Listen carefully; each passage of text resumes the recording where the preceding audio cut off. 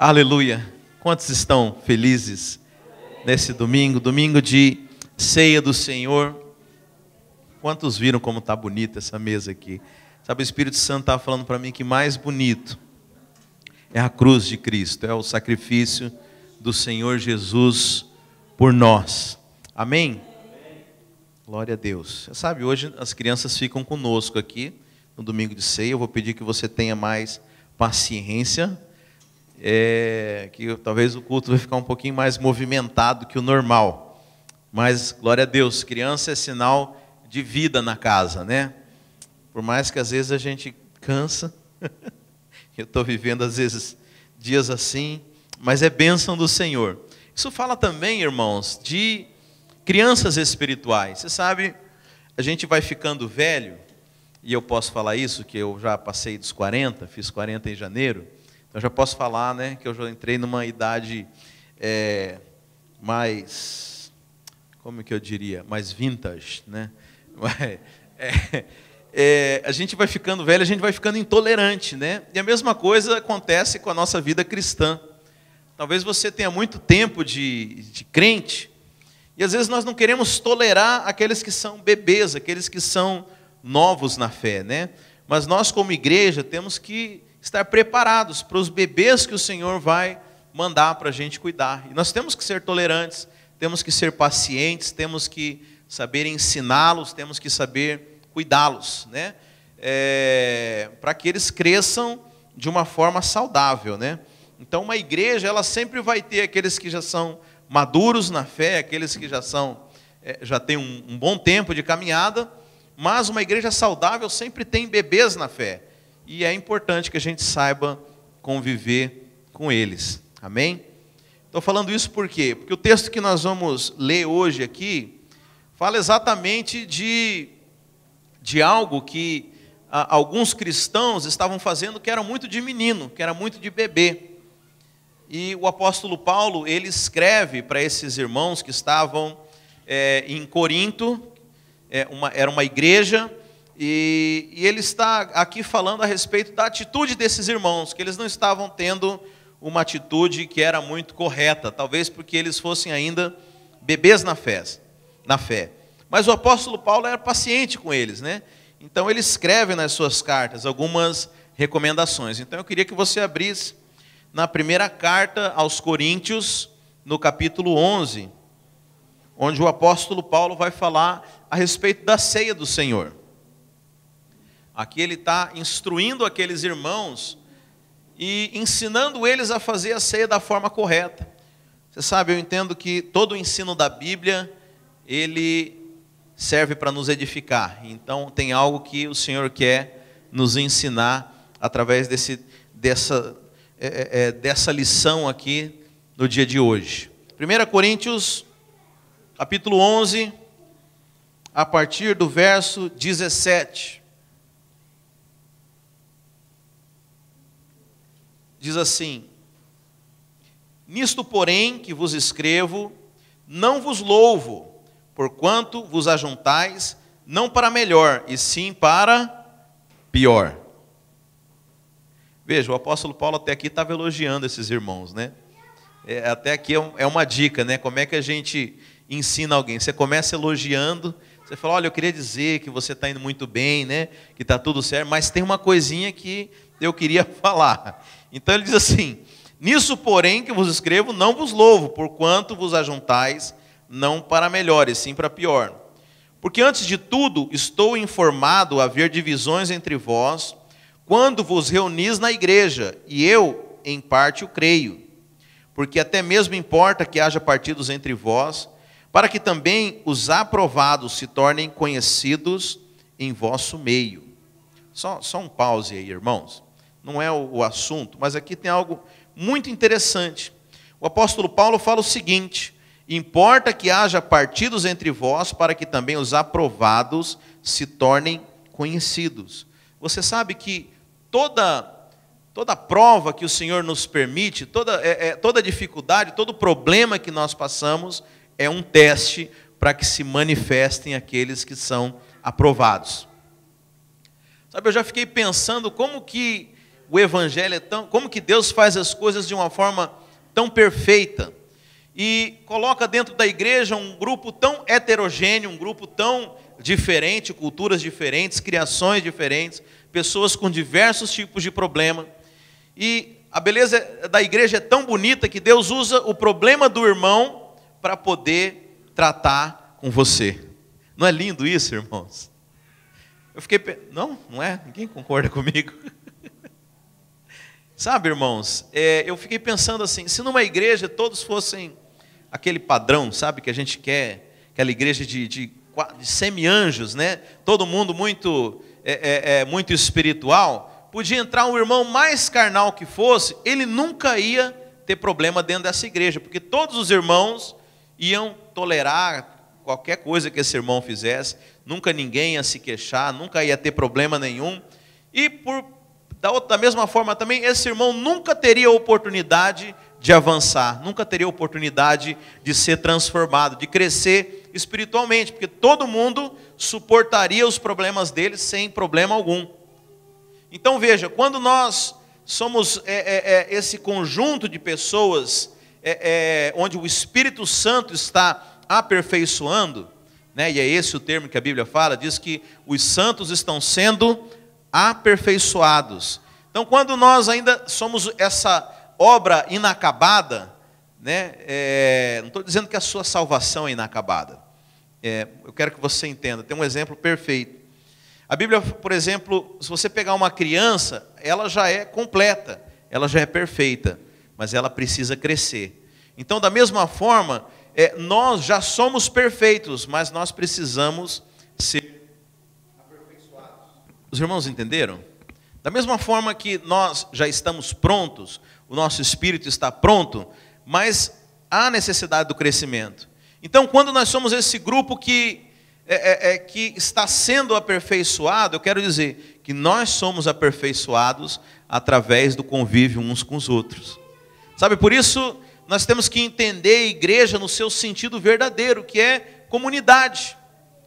Sabe, essa forma de reunião onde você tem um ajuntamento de pessoas que elas nem se conhecem, que elas simplesmente se encontram num dia e horário, uma vez por semana, mas não há relacionamento, não é a maneira como Deus deseja que a igreja seja. Porque se você não tem relacionamento, você também não tem a oportunidade de ser transformado, de ser trabalhado, de você crescer como família da fé. Amém, irmãos? Sabe, então nunca confunda um ajuntamento de pessoas, uma reunião.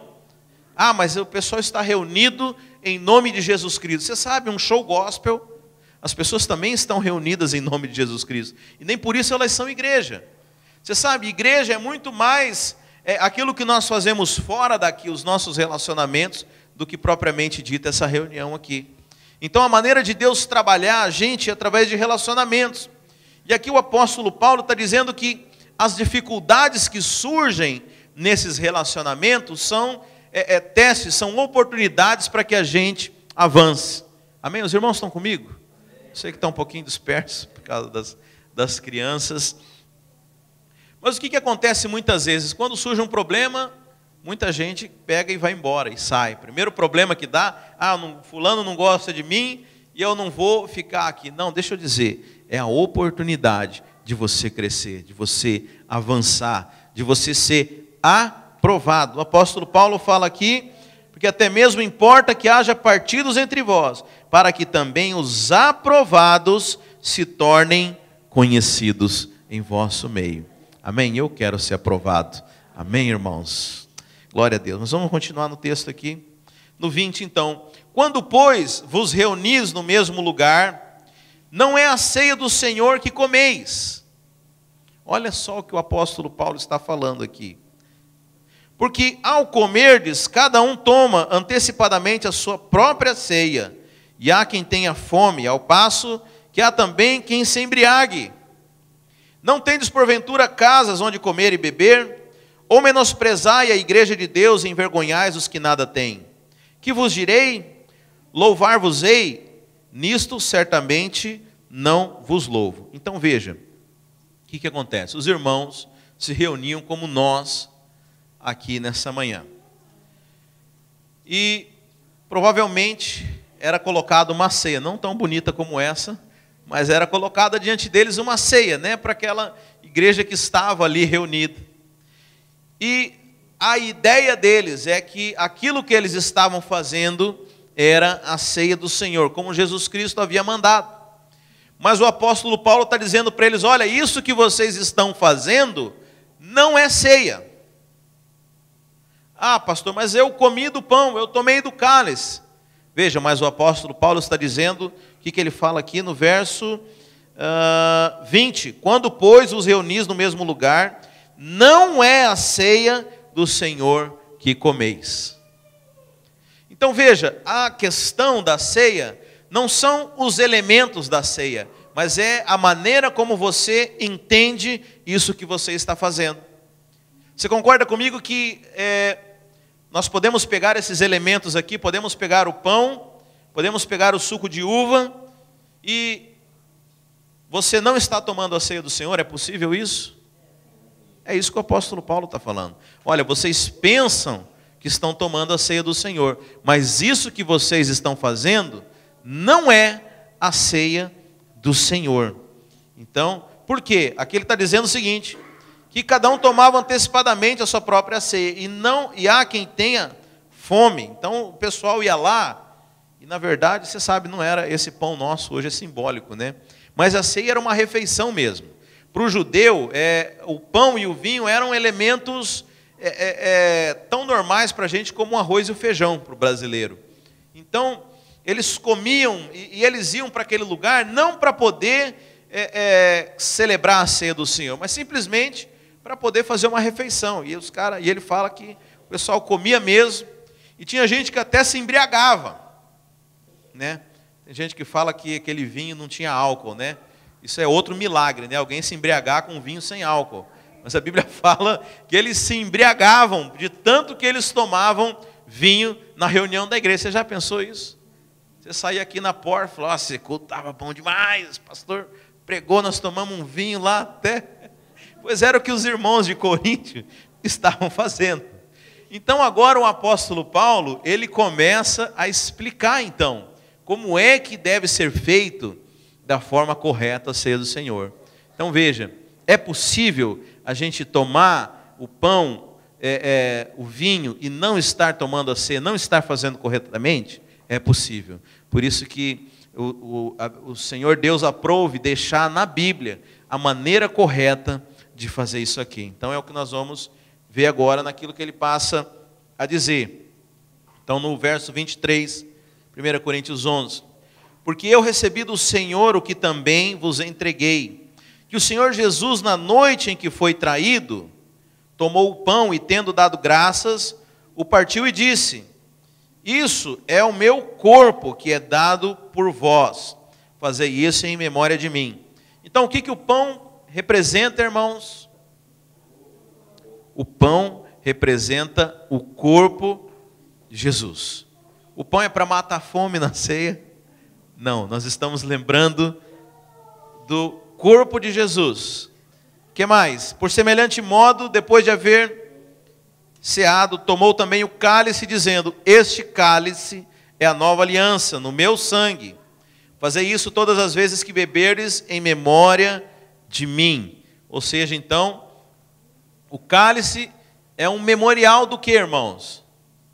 Da nova aliança que foi feita no sangue. Você sabe, a Bíblia diz que toda aliança ela é feita através de derramamento de sangue. Até hoje, né? Em alguns rituais a gente vê, né? Hoje em dia não é tão comum, mas antigamente, quando alguém queria fazer uma aliança, falava uma aliança de sangue, né? Era a maior aliança de todos. Então ele cortava o seu dedo, a outra pessoa cortava o seu dedo, encostava um dedo no outro e falava: essa é uma aliança de sangue que nós temos. Mas a Bíblia fala que não há a aliança sem derramamento de sangue. Nós temos uma aliança de sangue. Então, para que a aliança de Deus conosco fosse feita, ela foi selada, não com sangue de animais. Você sabe, no Velho Testamento, eles matavam um animal para selar uma aliança. Mas Deus usou o sangue de Cristo para selar a aliança conosco. Não é maravilhoso isso, irmãos? Você sabe, Deus ele não vai quebrar uma aliança, mas essa aliança ele fez questão de dar o sangue do seu próprio filho para garantir, para ser o fiador dessa aliança conosco. Então o cálice, né, representa o sangue de Cristo, onde foi estabelecida uma aliança. Então no 26, porque todas as vezes que comeres esse pão e beberes o cálice, anunciais a morte do Senhor até que Ele venha. Então todas as vezes que nós estamos comendo desse pão, nós estamos tomando desse cálice, o propósito é anunciar a morte do Senhor Jesus até que Ele venha. É claro que não é anunciar apenas a morte, mas anunciar a redenção, porque quando Jesus morreu, nós somos redimidos. Então todas as vezes que você toma o cálice e você lembra que foi feita uma nova aliança, você está dizendo, o Cordeiro morreu, o sacrifício foi aceito, eu fui perdoado. Aleluia, irmãos. Glória a Deus. Por isso, aquele que comer o pão ou beber o cálice do Senhor indignamente, será réu do corpo e do sangue do Senhor. Examine-se, pois, o homem a si mesmo, e assim coma do pão e beba do cálice. Pois quem come e bebe sem discernir o corpo, come e bebe juízo para si. Eis a razão porque há entre vós muitos fracos e doentes, e não poucos que dormem. Porque se nós julgássemos a nós mesmos, não seríamos julgados.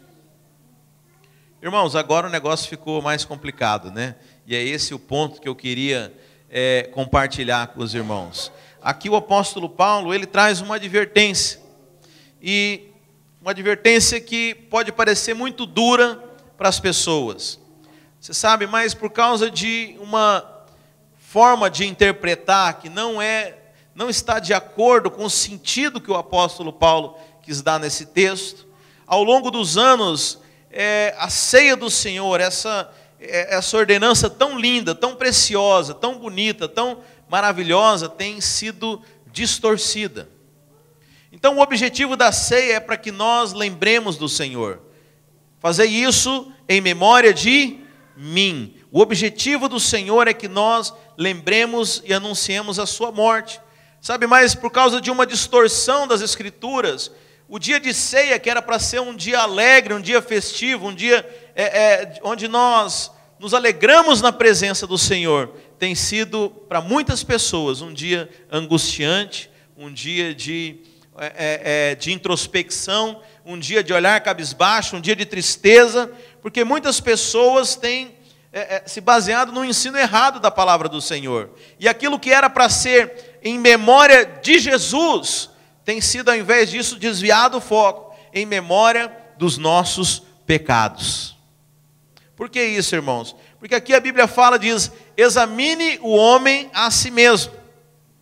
Amém? E muitas pessoas, e eu me incluo nisso, durante muito tempo, entenderam de forma errada e fora de contexto isso. E tem achado que o dia da ceia é o dia de você ficar dentro de uma introspecção, de você ficar pensando nos seus pecados, de você ficar examinando para ver o que você tem de mal, para saber se você é digno ou não de tomar a ceia. Amém? Mas não é isso que está escrito, pastor? Não, eu quero mostrar para você hoje, dentro desse contexto aqui, o que o apóstolo Paulo quis verdadeiramente dizer a respeito disso. Então, irmãos, a ideia comum das pessoas é o quê? Que para que você tome a ceia, você precisa estar totalmente purificado, porque a Bíblia fala que nós não podemos tomar a ceia indignamente, né? Então, no dia da ceia, eu tenho que ser alguém que não esteja com pecado nenhum. É mais ou menos o sacerdote no dia da expiação, no dia do Yom Kippur, quando tinha que entrar no Santo dos Santos. Você sabe, o negócio era tão sério, irmãos, que se o sacerdote fosse encontrado, o sumo sacerdote fosse encontrado algum pecado nele, ele era fulminado naquele momento lá dentro do Santo dos Santos. E aí o que eles faziam, né? Eles não sabiam se o sacerdote estava demorando demais, ou se realmente ele podia ter morrido lá. Eles amarravam uma sineta na cintura do sacerdote. E se a sineta ficasse muito quieta por muito tempo, então quer dizer que o homem foi fulminado lá dentro. Aí tinha um outro problema, porque Cadê o cabra para poder entrar lá e buscar o corpo do sacerdote dentro do Santo dos Santos? Então eles amarravam uma corda na cintura do sacerdote. Se acontecesse algum problema com o homem lá, a sineta parasse de bater, depois de um tempo, eles puxavam o sacerdote pela cordinha. Você vê como que era sério o negócio. Então, para entrar no Santo dos Santos, ele tinha que ter passado por N rituais de purificação, e alguns livros apócrifos falam que ele nem dormia naquela noite, em que eu também não ia dormir, né, correndo risco de vida, mas que o medo dele dormir era ter sonhos impuros, porque ele podia pecar até em sonho. Já viu gente que peca em sonho? Eu já pequei em sonho. Às vezes você sonha matando um abençoado aí, ou fazendo alguma coisa errada. Já pensou? O cara foi fulminado lá, mas o que eu fiz? Meu Deus, não, você sonhou e por causa disso agora você morreu. Então veja, essa é a realidade da antiga aliança, mas não que Deus tivesse algum prazer nisso, mas a santidade, a presença de Deus e o Santo dos Santos era onde habitava a presença de Deus. Ela é tão forte, ela é tão grande que ela fulminaria qualquer tipo de impureza diante dela. É por isso que no Velho Testamento os homens não podiam ter uma experiência real como nós temos hoje com Deus. Eles não podiam ter o Espírito Santo habitando dentro deles, porque havia ainda uma separação, havia um véu que separava o homem. E não que Deus não gostasse do homem, muito pelo contrário. Você sabe que Deus é apaixonado pelo homem? Sabe, quando o homem foi colocado naquele jardim, a Bíblia fala que Deus ia todo dia se encontrar com Adão e com Eva. Deus não respeitou nem a lua de mel deles. No primeiro, colocou o casal lá, no dia seguinte Deus estava lá para conversar com eles. Mas aí o pecado do homem separou o homem de Deus. Não é que Deus ficou pensando assim, não quero mais o homem. Mentira. Deus sempre quis a presença do homem. Mas se Deus agora aparecesse diante do homem, o homem seria fulminado. E não precisava nem encostar em Deus, só de enxergar a Deus seria suficiente para o homem ser fulminado.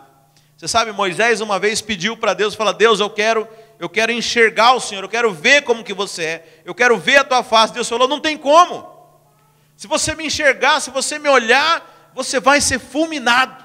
Por mais que nós tenhamos intimidade, você é alguém que tem intimidade comigo, que a gente conversa todos os dias, se você me enxergar, você vai ser fulminado. Porque o homem ainda não havia expiado os pecados, o homem ainda era impuro. Mas essa é a realidade da antiga aliança. Porque uma vez que Jesus Cristo, ele fez expiação, ele morreu pelos nossos pecados, ele foi entregue como uma oferta pelos nossos pecados. Hoje nós podemos ter comunhão com o nosso Deus. Aleluia! Então quando você entende de vir para a ceia, e você ainda se pensa como aquele sumo sacerdote, fala assim: não, eu não posso ser indigno de tomar a ceia. Você tem um pensamento que é da velha aliança. Você ainda está pensando que as coisas dependem de você. Mas sabe, eu quero dizer que hoje nós vivemos uma nova realidade. A Bíblia fala que nós devemos chegar com ousadia diante do trono da graça do Senhor. Mas o apóstolo Paulo fala que nós não devemos tomar a ceia indignamente. E eu não sou digno. Você sabe, ninguém é digno. O apóstolo João, quando estava na ilha de Patmos, e Deus começa a dar a visão dos fins dos tempos para ele, que ele escreve ali no livro de Apocalipse, ele fala que havia um livro na mão de Deus, e esse livro, eu vou te explicar o que é, mas fala que não havia nenhum ser em toda a terra que era digno de tomar esse livro nas mãos de Deus. Você sabe, esse livro, tal qual quanto hoje, eu não sei aqui nos Estados Unidos, talvez também no Brasil já tenha mudado, mas você ia num cartório, todo registro de nascimento, todo registro de imóvel, registro de casamento, eram escritos em livros, né? E aí na sua certidão provavelmente está lá, livro tal, folha tal, registrado em tal lugar. E se você for lá onde você foi registrado, onde foi registrado uma escritura do imóvel, tem lá vários livros, e aí aquele livro lá, a pessoa consulta e está lá: essa propriedade aqui pertence ao Valdeci. Essa propriedade aqui, você tomou posse. Amém mesmo, então, glória a Deus, que o Senhor te dê muitas propriedades e muitas posses. mas esse livro é um livro de posse. E o apóstolo João, quando ele enxerga esse livro na mão de Deus, ele sabia o que tratava. Esse livro era, você sabe, o homem, ele se vendeu como escravo para o diabo. E a nossa dívida foi escrita. Nesse livro, na verdade, estava o nome de todos nós. A Bíblia fala que ninguém era digno de tomar esse livro nas mãos de Deus. Mas o Cordeiro que venceu, o Leão de Judá, aquele que morreu por nós, ele foi lá e tomou esse livro na mão de Deus. Porque o Senhor Jesus, através do seu sangue, comprou toda a nossa dívida. Ele pôde pegar o livro. Você sabe, mas ali fala que ninguém era digno. Nenhum de nós era digno. Então veja, se a gente for partir por essa ideia, nenhum de nós é digno de Deus. Mas o apóstolo Paulo não está falando de você ser digno ou não. Está falando de você fazer indignamente. É um modo, é a maneira de você fazer. Ainda que nós sejamos indignos, porque nenhum homem é digno, o Senhor nos concedeu através da sua graça, nos permitiu fazer isso. E ele fala que, apesar disso, aquelas pessoas estavam fazendo de forma indigna, ou seja, eles não estavam dando devido valor para aquilo que era a ceia do Senhor. Então veja, ser digno ou não tem nada a ver com a sua condição. Tem nada a ver se você está purificado, se você está em pecado, não. Tem a ver com a maneira como você faz, a maneira como você toca a ceia, a maneira como você entende isso que você está fazendo. E é por isso que ele diz, olha, o que vocês estão fazendo não é a ceia do Senhor. Vocês não estão tomando a ceia do Senhor. Por quê? Porque vocês estão fazendo isso indignamente, da forma errada. Vocês não estão fazendo correto. Agora, por que eles faziam isso indignamente? Ele fala aqui.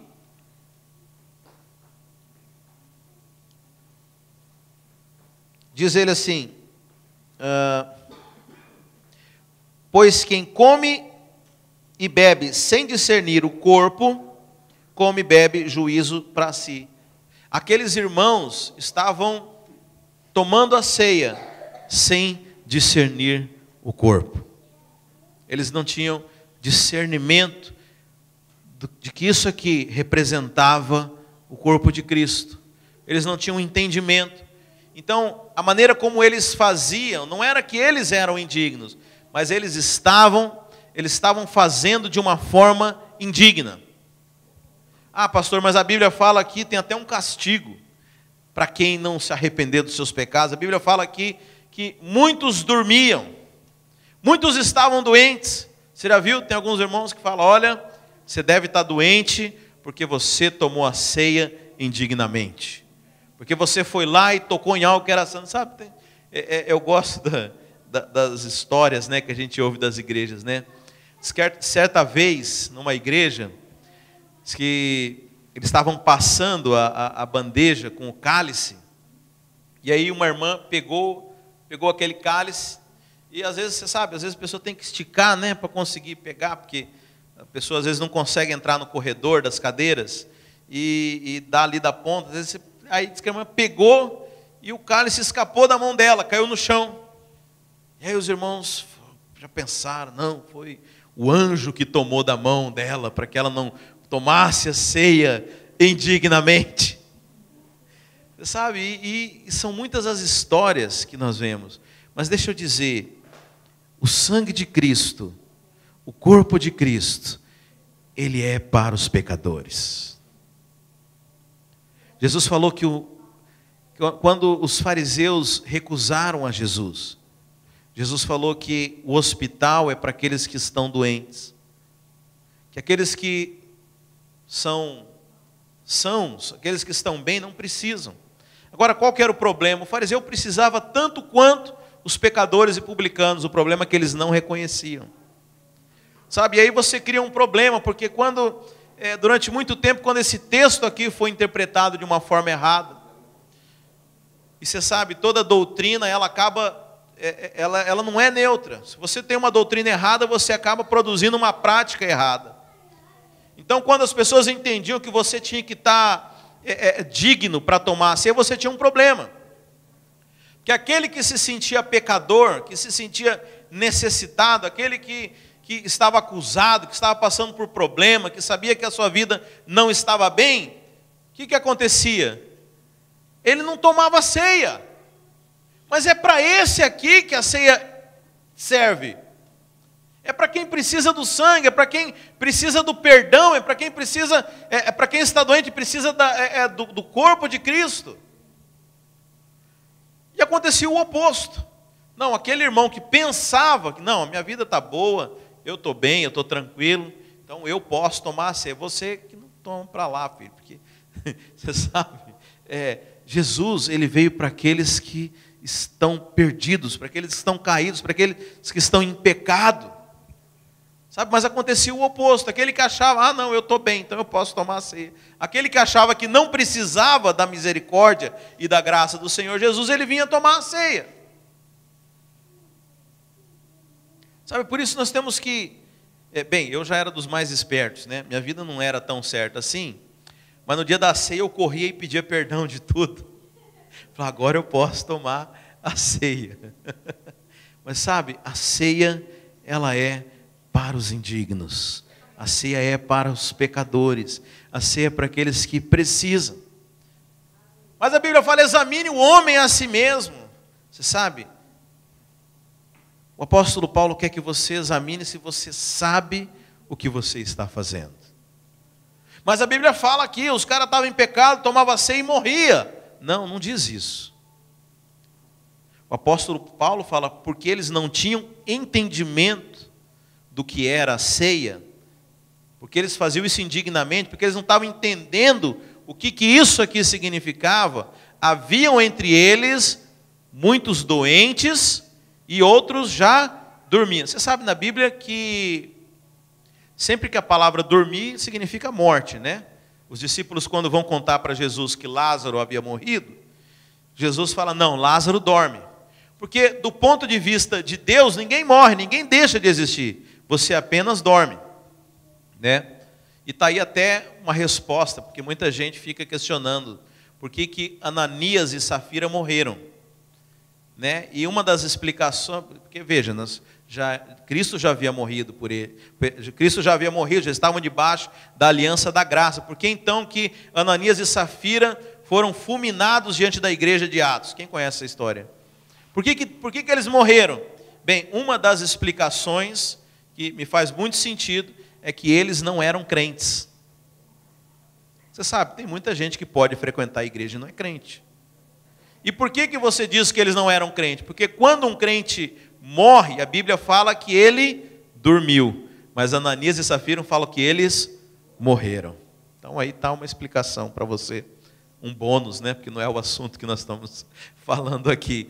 Bem, mas o apóstolo Paulo falou então que muitos crentes já dormiam, porque estavam fazendo indignamente. Está vendo, pastor? É o castigo de Deus. Não, a Bíblia não diz isso. Você sabe, nós falamos que o pão representa o quê, irmãos? O corpo. Você sabe, Isaías, o maior profeta messiânico, lá no Velho Testamento, falou que pelas feridas no corpo de Jesus nós fomos sarados. Pelas suas pisaduras nós fomos sarados. Então, aquelas chagas, aqueles ferimentos que os soldados romanos fizeram, aquele castigo que Jesus recebeu no corpo, foi para quê? Foi para quê, irmãos? Os irmãos estão comigo? Foi para que ele recebesse no seu corpo todo a nossa doença, o nosso castigo. Porque você sabe, a doença é uma das consequências do pecado. Antes do homem pecar, não havia doença. Então o corpo de Cristo foi para que nós tivéssemos saúde. Amém? Repete comigo, saúde. Amém. Então por que o apóstolo Paulo está falando o seguinte? Olha, se vocês soubessem o que vocês estavam fazendo, não ia ter entre vocês pessoas doentes. Não iam ter pessoas que morreram por causa disso. Você sabe, naquela época não tinha remédio. Então, dependendo da gripe que o cara pegasse, ele podia morrer. Dependendo da doença, às vezes uma coisa que para nós hoje é tão banal, era motivo de morte. Então o cara pegar uma doença naquela época, dependendo da doença, era uma sentença de morte. Então o apóstolo Paulo fala, olha, se vocês tivessem discernimento daquilo que vocês fazem, a cura está na sua frente. Mas você acha que é só um pão, você só quer comer, cara. Você vai lá na reunião da igreja só para encher a pança. E por causa disso você está doente. Se você tivesse discernimento, se você fizesse isso da forma correta, de uma forma digna, você entendesse o que isso aqui significa, você não tinha ficado doente. Então ele está dizendo isso, por isso que há entre vós doentes, e outros que até já morreram, outros que já dormem, porque vocês não entenderam o significado da ceia do Senhor. Aí muita gente acha que é castigo, né? Mas Deus castigou o fulano lá, Deus, porque ele fez de uma forma indigna. Então, irmãos, nós temos que entender que o objetivo da ceia, agora, qual que é a chave disso aqui para que nós não façamos isso indignamente? É discernir aquilo que nós estamos fazendo, irmãos. Sabe, todas as vezes que você chegar diante desse pão, diante desse cálice, se você realmente entender o significado disso, sabe, é interessante que a revelação é algo progressivo em nossas vidas, a cada dia nós vamos tendo mais revelação. Eu tenho certeza que isso aqui é algo que vai produzir transformação na sua vida. Sabe, nós estamos introjetando a Cristo. Sabe, quando você se alimenta dessa ceia, você está fazendo algo profético no mundo espiritual. Por isso que o Senhor diz, anunciai. Sabe, a ceia do Senhor é um anúncio. Nós estamos anunciando. Estamos anunciando a morte do Senhor. Você sabe, no Velho Testamento, e hoje é interessante que no Brasil as igrejas, elas estão voltando para essas tradições judaicas. Um instrumento que era um instrumento que eles usavam muito era o shofar. Quem conhece shofar? Shofar era o chifre do carneiro. E era um instrumento de guerra, era um instrumento, você sabe, da mesma forma que hoje os exércitos, não sei, né? Mas até um tempo atrás os exércitos, eles tinham a banda marcial, tinha a corneta, o corneteiro tocava, anunciava para que aquela tropa pudesse avançar, para ir para uma guerra. Mas naquele tempo não havia esses instrumentos de metais, né, como a corneta. Então eles faziam do chifre do carneiro esse instrumento que talvez para nós aqui, para o brasileiro, seja mais fácil a gente entender como o berrante, né? Mas o som é mais bonito, irmãos. Então, naquela época tinha um shofar. E é interessante que hoje as igrejas até estão voltando a tocar o shofar. Mas deixa eu dizer, na realidade, o que o shofar significa, irmãos? Você sabe que muitas vezes diante do inimigo, Deus mandava tocar o shofar. Quando o povo ia para a guerra, ia avançar, aliás, muitas guerras Deus mandou tocar aquele shofar, e quando o povo chegou lá, a guerra já estava vencida. Porque o shofar é esse instrumento que anuncia a batalha, mas que a nossa batalha é diferente. Nós, quando entramos numa batalha, nós já entramos com a vitória. Então, muitas pessoas leem isso e falam, não, eu preciso de um shofar. Eu preciso arrumar um shofar. Mas veja, o que o shofar anuncia, irmãos? Primeiro, o shofar é um chifre de carneiro. Agora deixa eu perguntar, como é que você faz esse instrumento? Você precisa matar o carneiro, você precisa matar o cordeiro. Então toda vez que um shofar era tocado, se você ouvisse o som de um shofar, você automaticamente sabia que algum cordeiro havia sido morto, para que aquela pessoa pudesse estar tocando, anunciando aquele instrumento. Você sabe, o shofar, como tudo no Velho Testamento, irmãos, aponta para Jesus Cristo. Você sabe, hoje nós estamos tocando um shofar aqui nessa manhã. Quando você pega desse cálice, quando você levanta ele para o céu, você está dizendo, o cordeiro foi morto. Sabe, isso é tocar o shofar. Anunciai a minha morte. Anunciai a vitória, anunciai que Jesus Cristo morreu pelos nossos pecados e que Ele venceu a morte. Sabe, muitas vezes nós deixamos de experimentar vitórias, porque não discernimos o significado da ceia do Senhor. Sabe, nós estamos tocando um ato profético aqui. Todas as vezes que você caminha em direção a essa mesa e pega esse pão e toma esse cálice, é um ato profético que nós estamos fazendo aqui como igreja. Nós estamos tocando um chofar. Nós estamos dizendo que o Cordeiro morreu e derramou o seu sangue. É isso que Jesus Cristo queria que nós fizéssemos. Por isso ele disse: todas as vezes que vocês se reúnem, façam isso em memória de mim.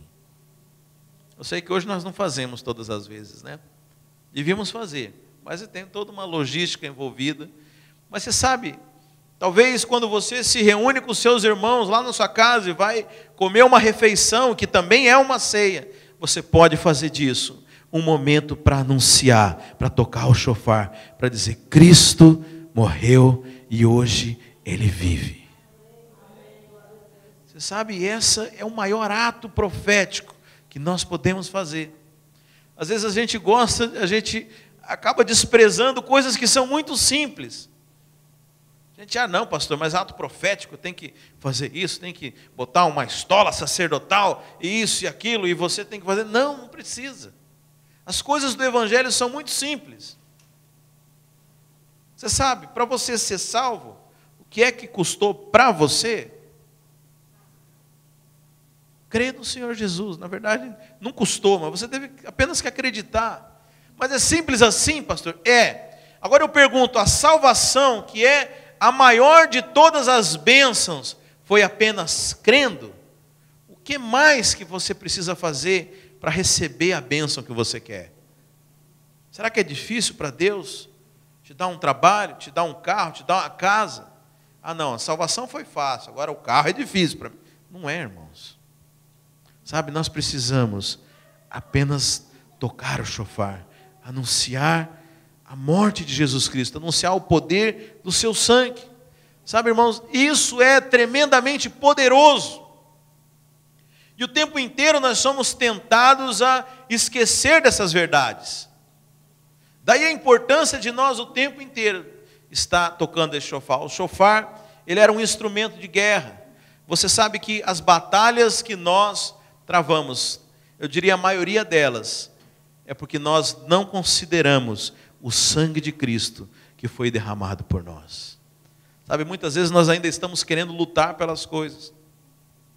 Talvez você não tenha entendido o sentido da ceia. Como aqueles irmãos estavam doentes, e talvez eles pensavam: eu preciso ir atrás Você sabe, a medicina naquela época, eles iam atrás dos rabinos. E os rabinos prescreviam lá ervas, prescreviam algumas coisas, mas a cura estava bem na cara deles. Todas as vezes que eles se reuniam, a cura estava diante deles, mas eles estavam buscando soluções do lado de fora. Eu quero dizer que a solução para os seus problemas, parece jargão de propaganda, mas a solução para as suas dificuldades, para os seus desafios, estão todos na cruz de Cristo. Jesus Cristo venceu o mundo, e Ele diz: tem de bom ânimo, eu venci o mundo. Você sabe, eu quando ouvia isso, irmãos, eu pensava o seguinte. Deixa eu ler o versículo inteiro, é o seguinte: no mundo tereis aflições, mas tem de bom ânimo, pois eu venci o mundo. Então, o que eu pensava quando eu li esse versículo, irmãos? Olha, você vai ter problema, mas você fica tranquilo. Eu dei conta, você vai dar conta. Eu venci, então você pode ficar tranquilo, tem de bom ânimo, você vai conseguir também. Eu achava que era assim. E você sabe, esse é um evangelho que é pregado em muitos lugares. Não, olha, Jesus te abençoa tudo, mas você corre atrás aí, porque se você não fizer a sua parte, Deus não vai te abençoar. Ou seja, mais ou menos assim, ore como se tudo dependesse de Deus e corre atrás como se tudo dependesse de você. Mas não condiz. Essa fé não condiz com aquilo que você crê. Entendeu?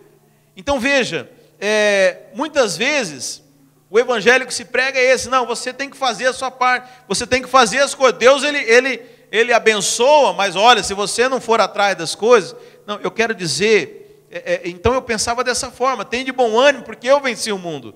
Ou seja, você dá conta também, eu dei conta, você dá conta. Eu falava, não, mas Jesus era Jesus, eu nunca vou dar conta. Mas hoje eu entendo o verdadeiro significado disso. Jesus diz assim, no mundo tereis aflições, mas tem de bom ânimo, porque eu venci o mundo.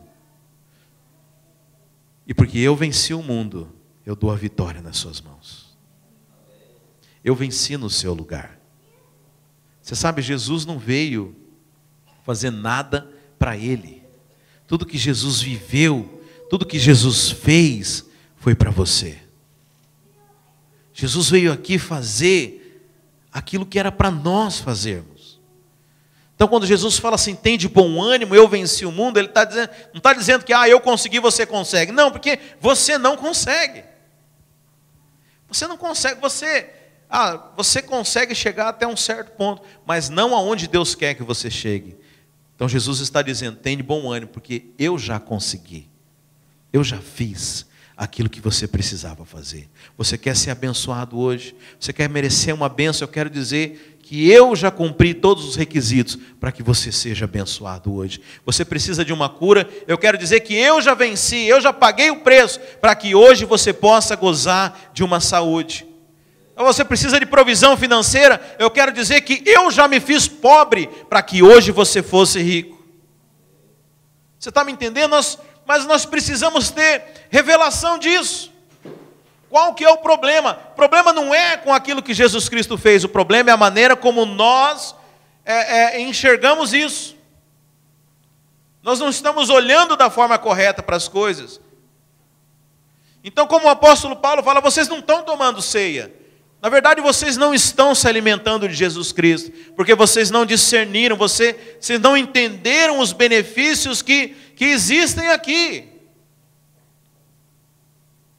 Por isso nós precisamos crescer em conhecimento.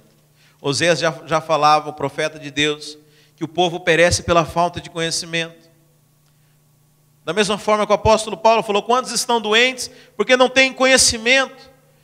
Eu quero dizer para você, quantos de nós estão sofrendo, levando uma vida difícil, uma vida de dificuldade, uma vida penosa, por falta de conhecimento, por falta de discernimento, por não entender o sacrifício que Jesus Cristo já fez, a vitória que Ele já obteve para que nós tivéssemos uma vida abundante. Foi Jesus Cristo quem falou, eu vim para que vocês tenham vida, para que vocês tenham uma vida abundante. Agora eu pergunto para você, você vive vida abundante? Qual medida de vida abundante que você vive? Agora eu pergunto, o problema é com Jesus Cristo? Ele deixou de fazer alguma coisa, esqueceu alguma coisa? Não, Jesus Cristo fez a parte dele. Mas às vezes nós não estamos discernindo corretamente. Nos falta entendimento, nos falta revelação, nos falta compreensão espiritual daquilo que já é nosso por direito, mas que nós simplesmente ignoramos, aquilo que nós deixamos de usufruir, porque nos falta discernimento.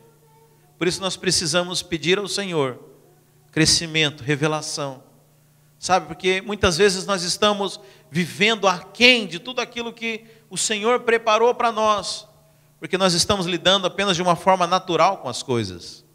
Você sabe o problema daqueles irmãos lá em Corinto? Eles achavam que era apenas pão. Eles achavam que era vinho. Mas nós estamos reunidos aqui para lembrar do Senhor. Sabe, não é apenas da boca para fora. Eu quero dizer para você também hoje que a maneira como você encara as coisas é a maneira como você recebe elas também. Aquela mulher, a Bíblia fala que havia uma mulher com um fluxo de sangue, e havia uma multidão que espremia Jesus, e aquela mulher tocou Jesus só nas vestes de Jesus, e a Bíblia fala que ela foi curada, e Jesus percebeu no meio daquela multidão que saiu virtude, saiu poder da parte dele. E ele olha para os discípulos e fala, quem que me tocou? E os discípulos falam, mas como quem te tocou? Está todo mundo te tocando. Você está espremido aqui, tem uma multidão aqui. Alguém aqui já andou lá na 25 de março, no Brasil? No Natal? Eu imagino que era um negócio mais ou menos desse jeito. Você sabe? Mas a questão não era Jesus, a questão era a maneira como ela tocou Jesus. A maneira como ela tocou Jesus, ela conseguiu acessar a bênção que o Senhor tinha para ela. Sabe, a maneira como você toca nas coisas, a maneira como você toca no louvor do Senhor, a maneira como você toca num culto como esse aqui, vai determinar a medida que você vai receber.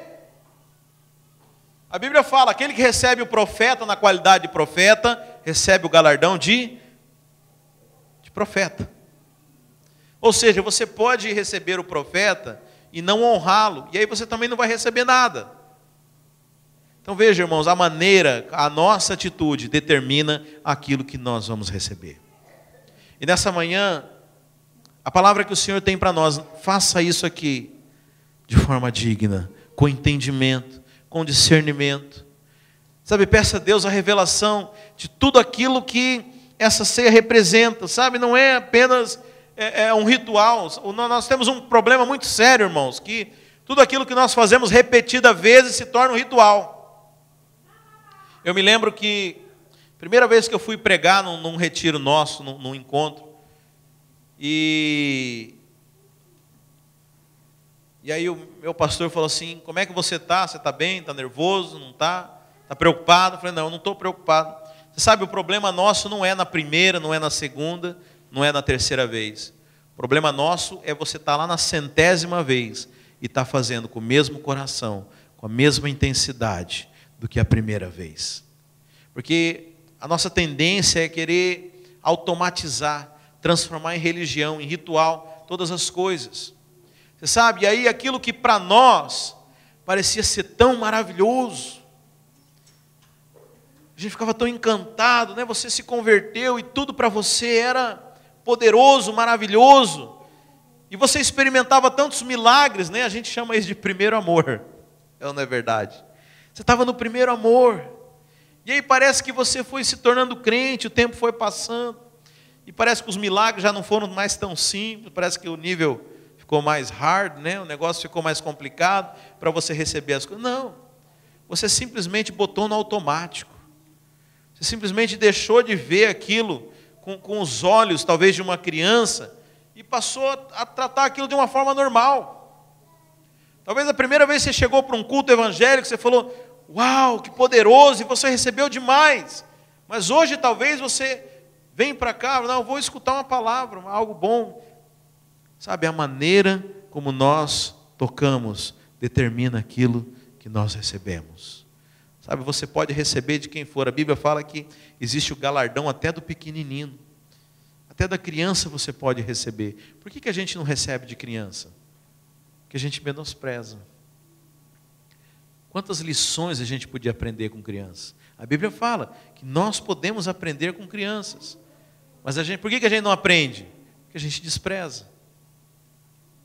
Por que às vezes a gente não aprende com os nossos irmãos? Eu tenho certeza, irmãos, que Deus, Ele não usa, que a igreja, ela não é apenas com o pastor. Eu tenho certeza que existe uma lacuna, porque a igreja, ela é como o corpo de Cristo. Cada membro aqui tem uma função, cada membro tem algo a colocar aqui, mas nós temos muita dificuldade em aprender com os nossos irmãos. Temos muita dificuldade de valorizar aquilo que Deus colocou na vida deles, e não recebemos, porque não discernimos corretamente, não discernimos o corpo de Cristo somos todos nós.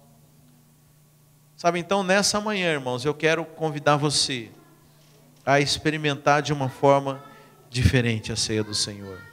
Mais que isso, eu quero convidar você a se arrepender diante de Deus, a fazer uma nova proposição de vida, a se tornar um aprendiz, a aprender a discernir as coisas da parte de Deus. Sabe, às vezes nós nos tornamos insensíveis para as coisas de Deus, porque tudo ficou no automático, e deixamos de receber a bênção fresca que o Senhor tem. Sabe, eu te convido nessa manhã a você fazer parte disso, a você tomar da ceia do Senhor, a você tomar da palavra do Senhor, a você tomar da reunião da igreja como algo fresco, como algo novo, discernindo o corpo de Cristo. Amém, meus irmãos? Peço que você se coloque de pé, então.